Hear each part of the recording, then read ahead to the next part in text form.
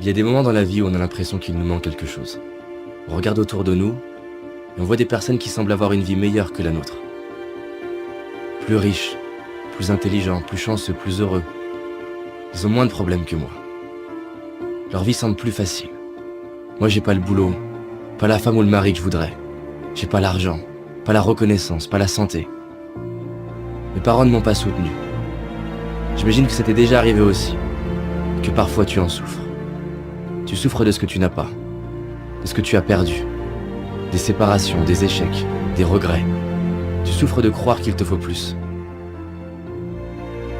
Tu penses que ta vie serait mieux si elle était différente. Ces jours-là, on se focalise sur ce qui nous dérange. On croit que la vie est dure. Et quand on fait ça, on oublie tout ce qu'on a, le corps qu'on a, les gens qu'on aime, la chance qu'on a.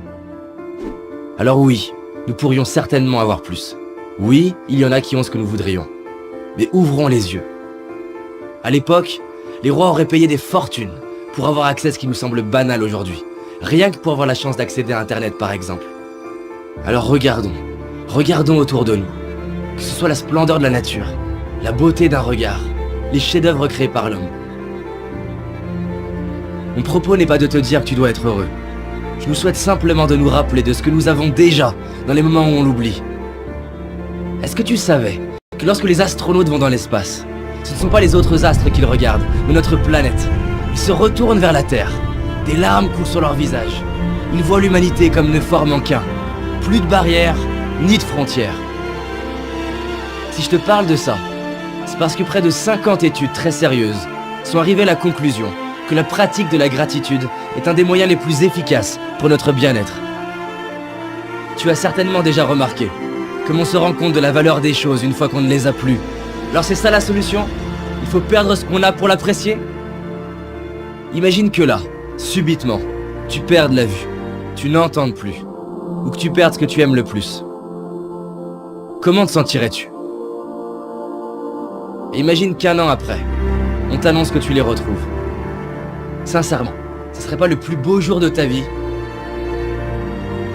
Ben, j'ai une bonne nouvelle.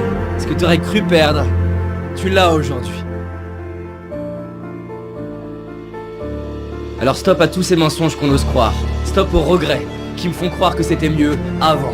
Stop à la comparaison qui me fait croire que ce serait mieux autrement. Stop à l'impatience qui me fait croire que ce sera mieux plus tard. Et décidons d'ouvrir nos yeux et d'apprécier la magie de la vie. Je te propose de respirer avec moi, de fermer les yeux, de laisser défiler les personnes déjà présentes dans ta vie et pour qui tu ressens de l'amour. Prends le temps de voir leur visage, leur expression bien à elles, leur regard, le son de leur voix. Tu peux même retrouver des moments où tu vois l'amour qu'ils te portent à travers un regard, un geste, une attention, des paroles.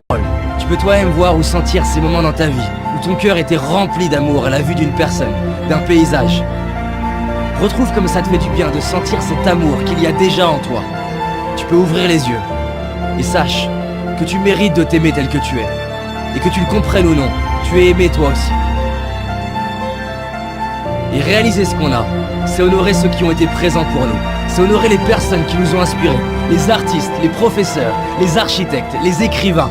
C'est honorer tous ces ouvriers, ces ingénieurs, ces entrepreneurs, ces salariés. Tous ceux et celles qui ont mis leur talent au service de l'humanité. C'est honorer nos moments de joie, nos fous rires, nos moments de connexion, nos victoires, nos réussites, nos accomplissements. Alors merde à toutes les histoires qu'on peut se raconter, comme quoi on n'a pas de chance, si on a de la chance. Gratitude à mes parents de m'avoir donné la vie, à ma famille, mes amis pour leur présence.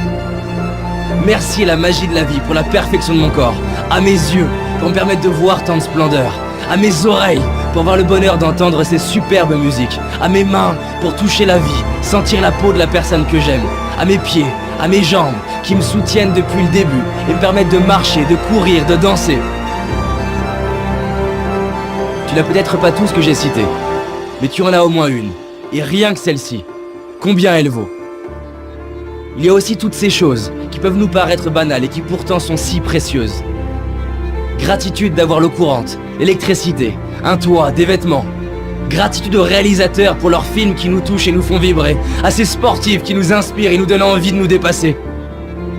Nous sommes tellement chanceux de pouvoir profiter des talents de tant de personnes. Merci à tous ces inconnus qui contribuent par leur simple présence, leur simple travail, à rendre notre vie plus facile. Aujourd'hui, je décide de dire merci. Je décide d'ouvrir les yeux sur la chance d'avoir la vie que j'ai. Je décide d'honorer tout ce que la vie me donne depuis ma naissance. Je décide de vivre, comme si chaque jour je venais de récupérer ce qui est le plus cher pour moi. Et toi? S'il te restait 24 heures à vivre, qu'est-ce que tu ferais? Les gens répondent souvent qu'ils réaliseraient la chance qu'ils ont. Et ils diraient à leurs proches combien ils les aiment. Pourquoi attendre le dernier jour de notre vie? Alors décidons de profiter de notre vie maintenant, d'ouvrir nos cœurs et de dire merci. Maintenant. Merci.